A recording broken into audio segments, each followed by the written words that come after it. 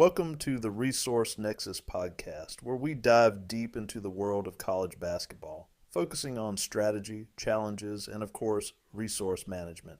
Today we're tackling one of the hottest topics in the game right now, the transfer portal. This episode is all about the transfer portal conundrum. We'll break down the strategies and challenges facing both mid-majors and Power 5 schools with fewer resources navigating this ever-changing landscape and how we would approach building a roster with what is essentially a budget. Plus, we'll take a look at some of the best transfers in the portal right now with our rankings. We're up to about 25 impact players.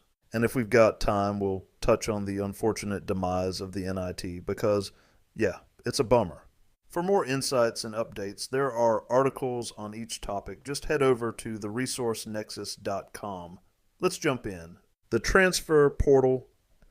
It's no longer just a tool for roster building. It's an all-out arms race. And for mid-major programs, that battle is getting harder to win every single year. In the old days, teams could develop players over time, find a hidden gem, turn them into a star, and, with a little luck, ride that momentum to a deep NCAA tournament run. But today, that star player you just developed, he's probably getting a six-figure NIL offer from a Power 5 program before you even get the chance to build anything around him. So, how do mid-majors survive in this new reality where the talent is being consolidated into the conferences up the food chain? How do you build a roster that can compete when the financial playing field is anything but even? It's not impossible, but it does require a smarter, more strategic approach to NIL spending, in my opinion. Oh yeah, and don't become the farm team. For most mid-majors, I think that is exactly where you end up if you sign a lot of freshmen. Let's break it down. Here's the biggest mistake a lot of mid-majors make in my opinion. They spread their NIL money too thin. Instead of targeting a few really impact players, they try to keep everyone happy, offering smaller amounts across the entire roster. But in reality, that approach just leads to a team full of replacement-level players, guys who might be solid but aren't moving the needle when it really matters. The better strategy? Go all in on 4 key positions, investing in high-impact players who can change the game. Think of it like this. You're not trying to match a Power 5 budget dollar for dollar. That's impossible. Instead, you're picking your spots and making sure to max every dollar you spend is actually getting you closer to winning. Here's what that ideal spending breakdown should look like to me. First, elite rim protector. This is your defensive anchor, the guy who single-handedly makes your defense better. Think about it. If you have a dominant shot blocker patrolling the paint, suddenly everyone else on the floor has more freedom.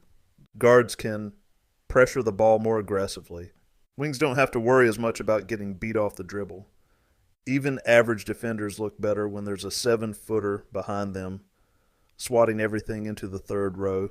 And the best part, a great rim protector doesn't need touches on offense. He's not demanding 15 shots a game. He's happy just catching lobs, blocking shots, and controlling the boards. That's valued. If they can score, then it's a bonus. But the key here is you need them to dunk the open ones and be efficient. And most bigs who are athletic enough to defend the rim excel at this as well. If you don't have rim defense and efficient shot making at the rim out of the post, then you are really playing catch up. This is where I would spend the biggest slot in my budget to find the best player I could. Second lead guard. You need a guy who can create offense every trip down the floor, a true scoring and facilitating point guard. Someone who can handle pressure, get into the lane, and either finish at the rim or find open shooters. Because here's the reality. If you don't have a great point guard, your offense is going to struggle. Ball movement gets stagnant, possessions become too predictable, and against top-tier defenses, that's when everything falls apart. So when you're investing NIL money, make sure you secure a legit lead guard, because without one, everything else gets a lot harder. Third secondary guard.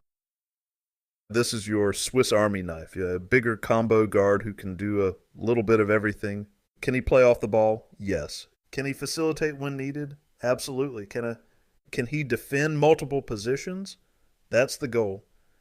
Think about tournament teams that have made deep runs. More often than not, they have at least one versatile guard who can step up in big moments and create a shot, or as the backup primary ball handler in case you have an injury to the lead guard. You need that insurance, and if you can find a guy like this, he's worth spending on. Fourth two-way wing. Every coach in the country will tell you the same thing. You can never have too many shooters. But in today's game, just being a shooter isn't enough. You need guys who can knock down open looks and still hold their own on defense. Because here's the problem with pure shooters. If they can't defend, they become a liability in crunch time. And when teams start hunting mismatches, those guys get played off the floor. That's why spending on a legit two-way wing, someone who can hit 38% from three and guard multiple positions, is absolutely worth it. At the college level, this player probably doesn't even need to be taller than 6'4" if he's strong. Filling out the rest of the roster. Those 4 players types are the ones I would spend most of the budget on. Once you lock in those 4 players, then you can fill out the roster with budget-friendly pieces or guys you don't pay. Proven shooters who don't need high usage would be ideal. Underrated, experienced transfers from lower divisions who can provide depth. Specialists who fit into clear roles without needing big NIL deals. This is how mid-majors level the playing field. Why scoring should be the priority. Let's be real. Defense is easier to replace than efficient scoring. You can always find guys who can defend, but finding players who can impact the game on offense, that's much harder. There's a reason why James Harden was paid max money and Tony Allen was a role player. If you are only focused on defense beyond the center position, you could recruit athletes off the football team probably. For this reason, I would prioritize shooting specifically. The NIL reality check. Now, let's talk about the financial side of this. Power 5 programs were working with 4 to 7 million NIL budgets last year. That number likely jumps again this year. They can throw $500,000 plus at a single player without breaking a sweat. Most top mid-majors are operating on more like $600,000 for the entire roster. So when a top-scoring mid-major player enters the portal, he's getting offers that a smaller budget school can't match. This is why mid-majors need to be smart about who they pay and look for the underrated values where your top salary slot can compete. Choosing the right players to overpay. Not every player is worth breaking the bank for. A lead guard who controls the offense? Yes. A defensive anchor at center? Absolutely. If he can score efficiently, a bonus. A secondary scorer who isn't a great creator or defender? Probably not. The goal is to identify who actually impacts winning and spend accordingly. That is the newest aspect that has been introduced into college basketball. Spending the money wisely, and if the NBA has taught us anything, there will be major overpays and terrible contracts. A scarcity problem in the portal. Here's something to keep in mind. The 2025 transfer cycle is going to be one of the most competitive ever. Super seniors are gone. 2 senior classes are graduating at the same time.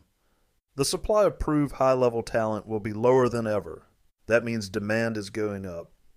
And for mid-majors, NIL money needs to be spent even more selectively than before.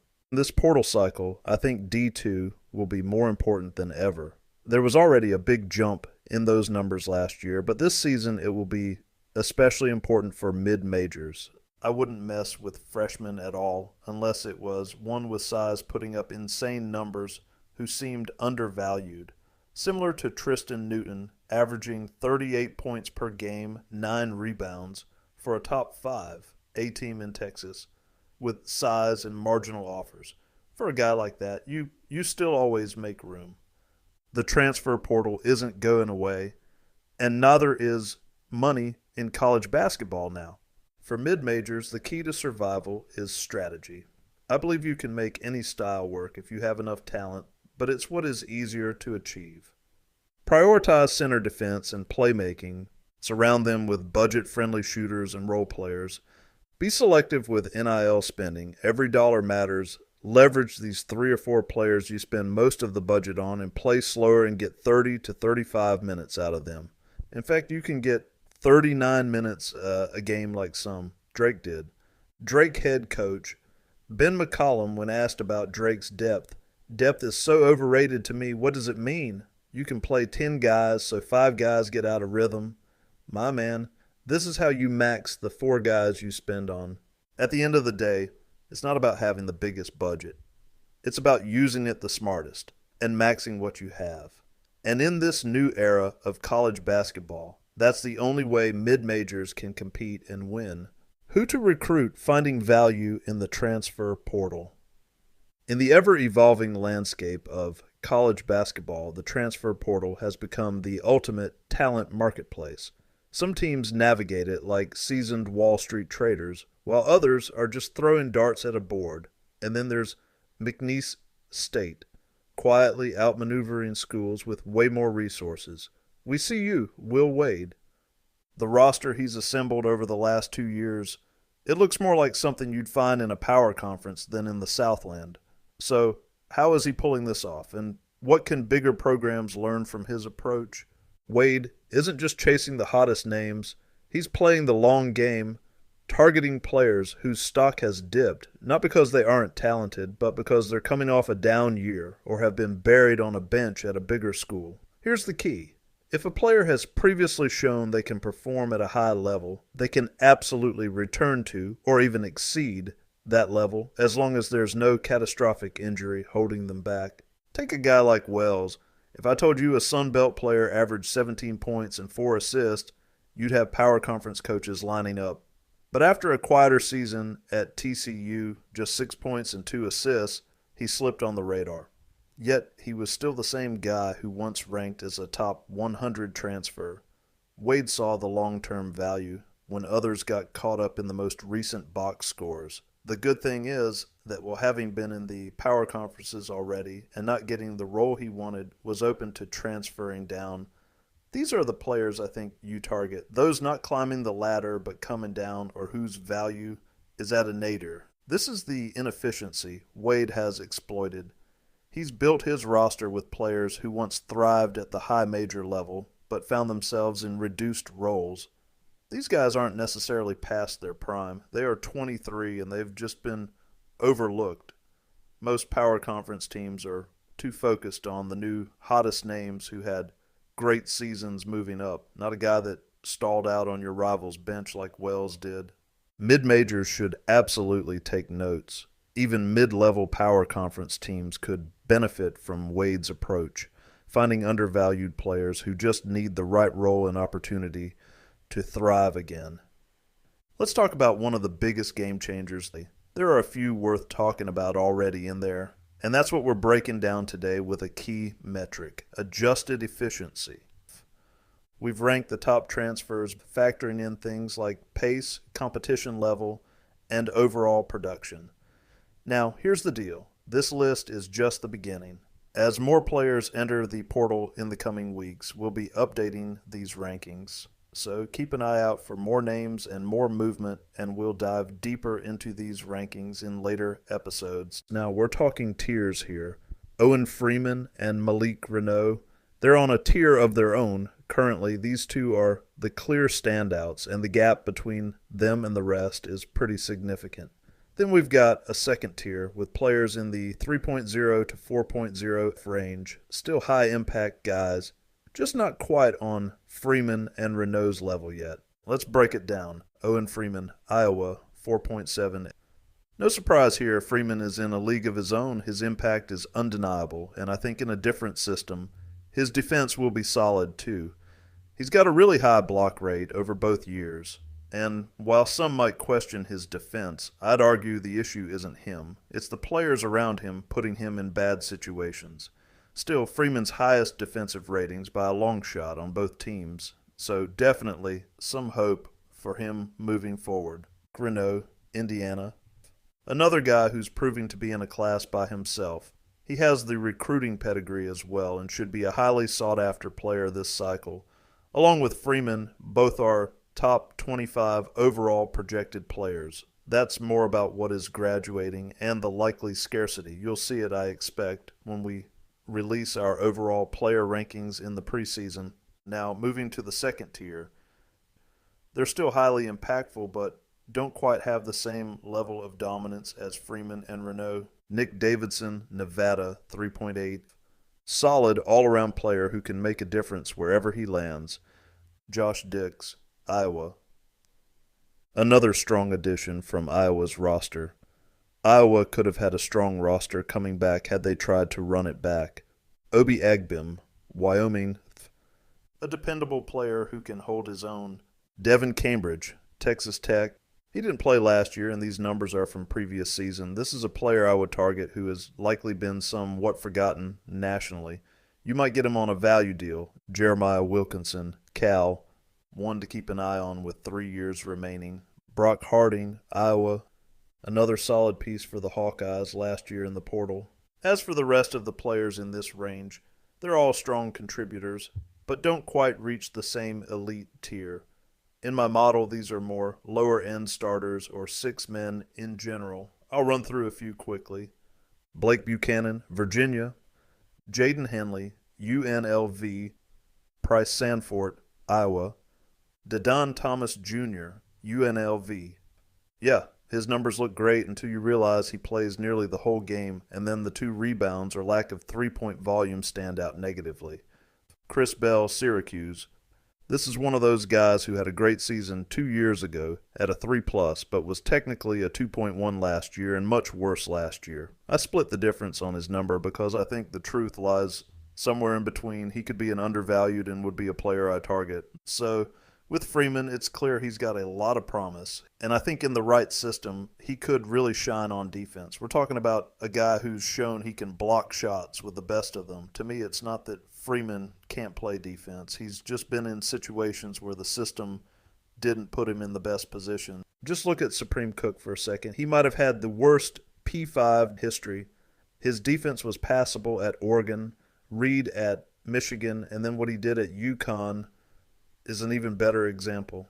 All right, folks, that's a wrap for today's rankings. As the transfer portal continues to shake up the landscape of college basketball, we'll keep updating these rankings and bring you more in-depth player analysis in future episodes. Keep the website checked for transfer updates to our ranking list. If you have thoughts on these players or want to share your own top transfers, leave a message. Now let's talk about the NIT quickly. For many fans, the NIT has long been mocked as the not important tournament.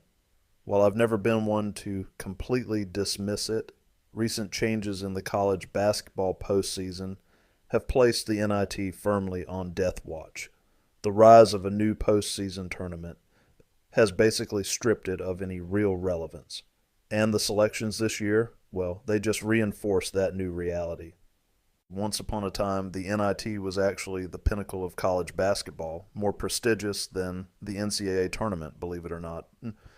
Of course, that hierarchy flipped decades ago, but the NIT still held value for quality teams that barely missed the NC field. Making the NIT was an achievement, a sign of a solid season. It was a stepping stone, a way for teams to build momentum for future NCAA success. But times have changed. The NIT's decreasing standards. Unfortunately, the tournament has lost a lot of its credibility. This year, teams like San Jose State, ranked 175th in the net, actually got bids. In the past, a mid-major needed to be in the top 80 of the net or earn an automatic bid. Now, teams that really shouldn't be in the field are getting in. Heck, 2 mid-majors were surprised to even get calls. One, Cal Northridge, had already committed to the CBI. It was a mess. And don't even get me started on the Power 5 teams. They seem uninterested in the NIT moving forward. When a program like North Carolina or St. John's declined an invitation last year, it sent a clear message. The NIT isn't worth their time. And now, with the transfer portal complicating everything, schools are more focused on roster prep than playing in a watered-down postseason. It wouldn't surprise me if in the future we see just 1 or 2 Power 5 teams in the NIT, teams that couldn't make it into the New Crown tournament, which has been drawing the best teams from the Big 12, Big 10, and Big East. This year, only 4 Power 5 teams participated, and even those were of lesser quality than usual. The Crown, what did they do? They saw the NIT's weaknesses, wielded their power, used those TV deals they control, and ultimately it looks like they've won. At this point, the NIT's decline feels pretty much irreversible. With the new tournament drawing better teams and stricter selection criteria, the NIT is left with scraps. It's becoming more of a postseason mid-major participation trophy than a proving ground for quality teams. It's starting to feel like the early days of the CBI.